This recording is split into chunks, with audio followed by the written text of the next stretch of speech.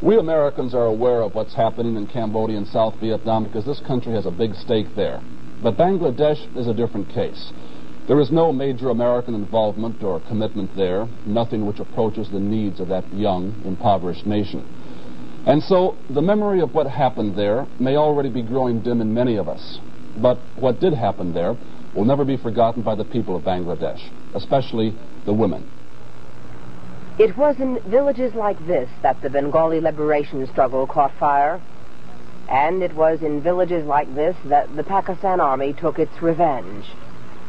The villagers still speak of it, the men telling their stories of fighting, the children telling their stories of running and hiding. It is the women who are silent, women like Saira. She is 16 years old, a widow, and pregnant with the child of a Pakistani soldier. Like thousands of women throughout Bangladesh, she is carrying a child she does not want. She says that her husband was in the Mukti Bahini. He was a commander of the force, in the village. And this army people were looking for him, and they had broken into her house to take him away, actually. And when they were dragging him out of the house, she started screaming and protesting and crying, trying to hold back her husband. And one of them turned back and raped her in front of her husband, who was forced to sit and watch with guns pointed at him. And later on she like many women who were raped by Pakistani soldiers, Saira is in disgrace among her people.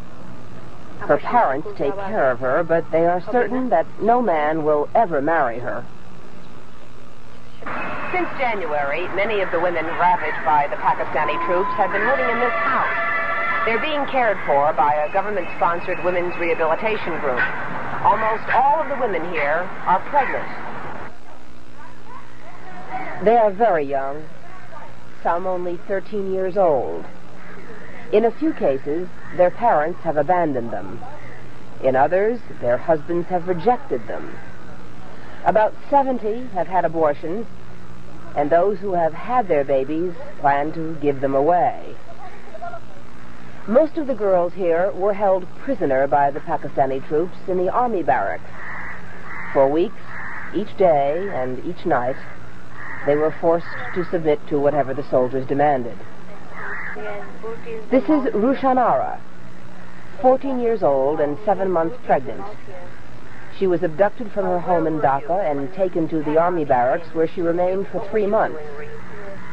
She says there were nights when as many as 30 soldiers forced themselves on her.